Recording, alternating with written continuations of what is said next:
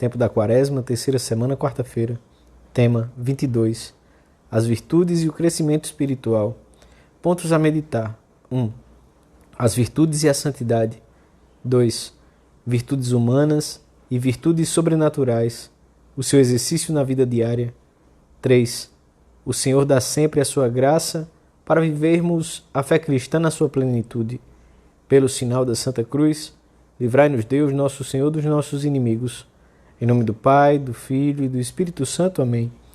Meu Senhor e meu Deus, creio firmemente que estás aqui, que me vês, que me ouves. Adoro-te com profunda reverência. Peço-te perdão dos meus pecados e graça para fazer com fruto este tempo de oração. Minha Mãe Imaculada, São José, meu Pai, Senhor, meu anjo da guarda, intercedei por mim.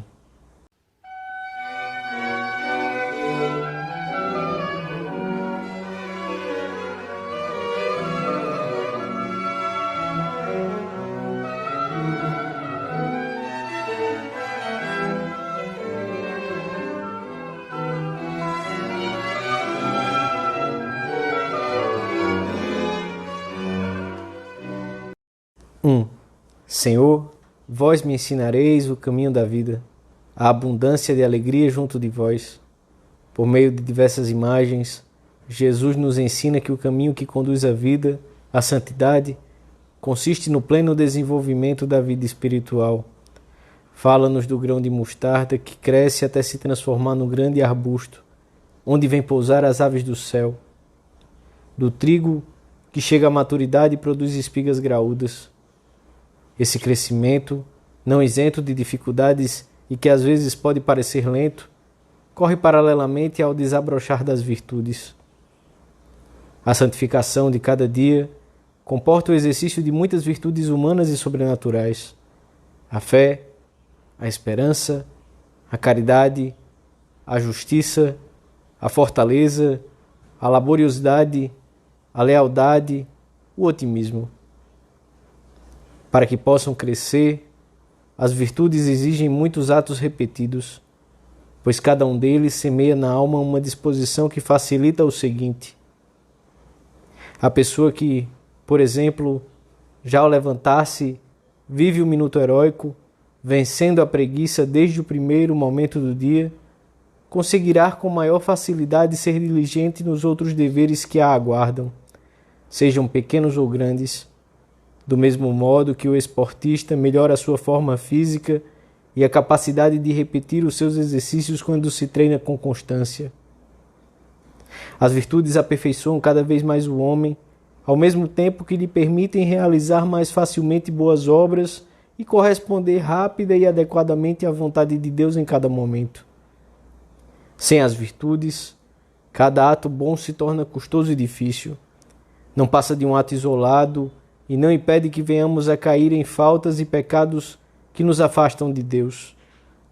A repetição de atos numa direção deixa na alma um rastro que, conforme esses atos tenham sido bons ou maus, nos predispõe para o bem ou para o mal nas ações futuras.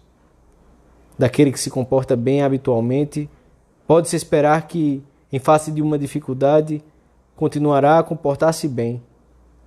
Esse hábito, essa virtude sustenta-o. O exercício das virtudes indica-nos em cada instante o caminho que conduz ao Senhor. Quando um cristão, com a ajuda da graça, se esforça não só por afastar-se das ocasiões de pecado e resistir com firmeza às tentações, mas também por alcançar a santidade que Deus lhe pede, torna-se cada vez mais consciente de que a vida cristã lhe exige o desenvolvimento das virtudes. E é a isso que a Igreja nos convida, especialmente neste tempo da Quaresma, a crescer em hábitos operativos bons.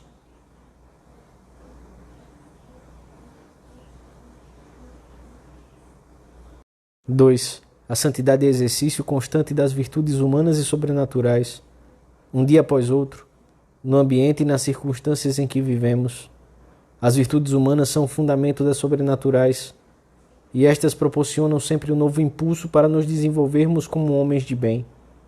Ainda que a santificação se deva inteiramente a Deus, Ele quis, na sua bondade infinita, que fosse necessária a correspondência humana, e pôs na nossa natureza a capacidade de acolher a ação sobrenatural da graça.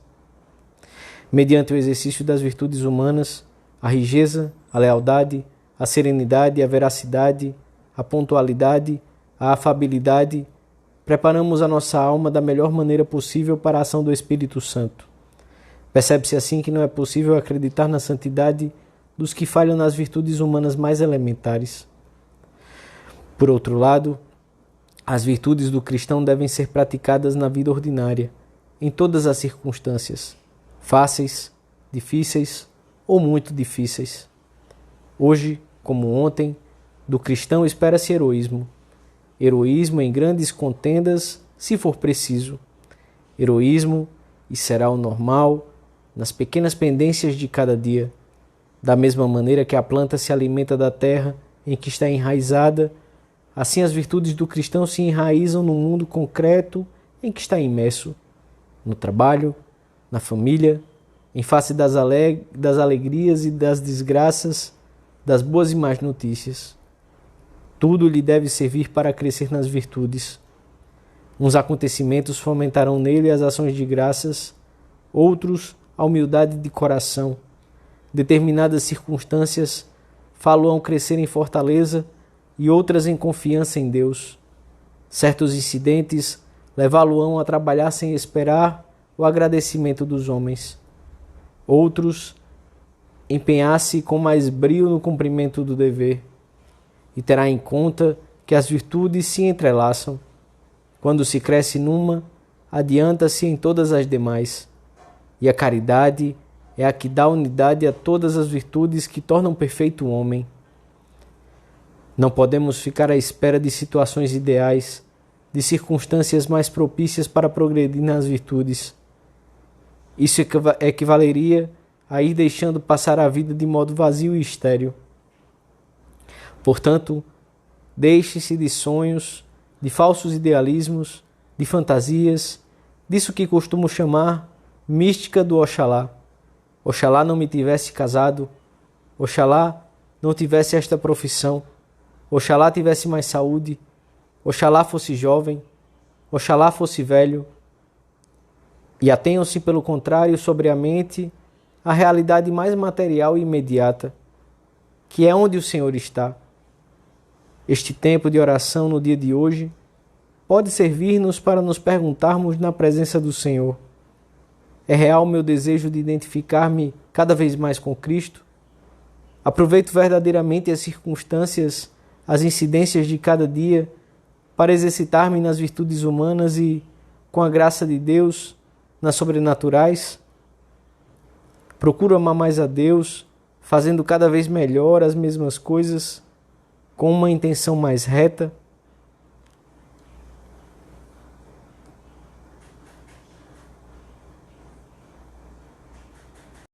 Três, o Senhor não pede impossíveis e espera que todos os cristãos vivam as virtudes cristãs em toda a sua integridade, ainda que se encontrem em ambientes que parecem afastá-los cada vez mais de Deus. Ele lhes dará as graças necessárias para serem fiéis nessas situações difíceis. E além disso, essa exemplaridade será em muitas ocasiões o meio de tornar atraente a doutrina de Jesus Cristo e de reevangelizar o mundo. Não são poucos os cristãos que, ao perderem o sentido sobrenatural e, portanto, a influência real da graça nas suas vidas, pensam que o ideal proposto por Cristo necessita de adaptações para poder ser vivido por homens correntes do nosso tempo. Acabam cedendo no campo da moral profissional ou em temas de moral matrimonial ou ante a pressão do ambiente de permissivismo e de sensualidade, do aburguesamento mais ou menos generalizado, etc. Com a nossa vida, que pode ter falhas, mas que não se conforma com elas, devemos mostrar que as virtudes cristãs podem ser vividas no meio de todas as tarefas nobres, e que ser compassivo com os defeitos e erros alheios não significa que se devam rebaixar as exigências do Evangelho.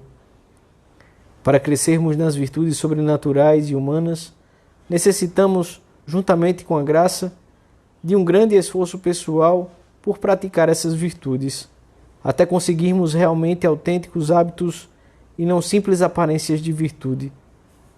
A fachada é de energia e riqueza, mas quanta moleza e falta de vontade por dentro. Fomenta a decisão de que as tuas virtudes não se transformem num disfarce, mas em hábitos que definam o teu caráter. São João Crisóstomo anima-nos a lutar na vida interior como fazem as crianças na escola. Primeiro, diz o santo, aprendem a forma das letras.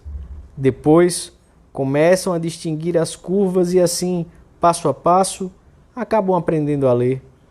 Dividindo a virtude em partes, aprendamos primeiro, por exemplo, a não falar mal.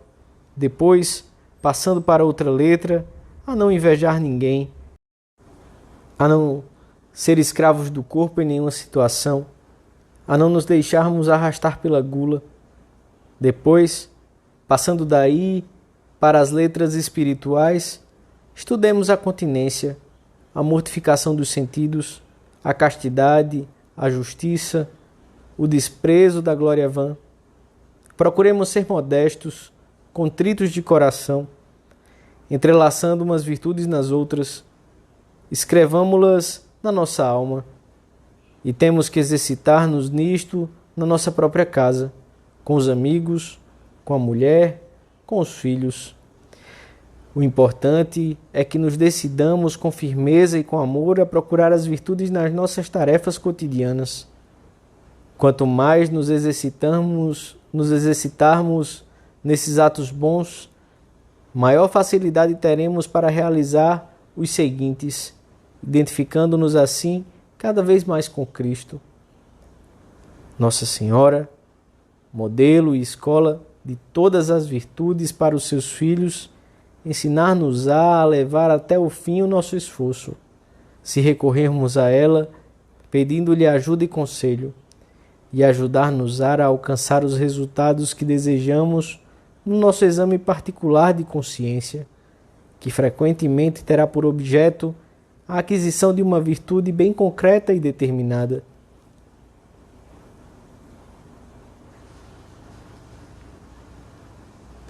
Dou-te graças, meu Deus, pelos bons propósitos, afetos e inspirações que me comunicaste nesta meditação. Peço-te ajuda para os pôr em prática. Minha Mãe Imaculada, São José, meu Pai e Senhor, meu anjo da guarda, intercedei por mim.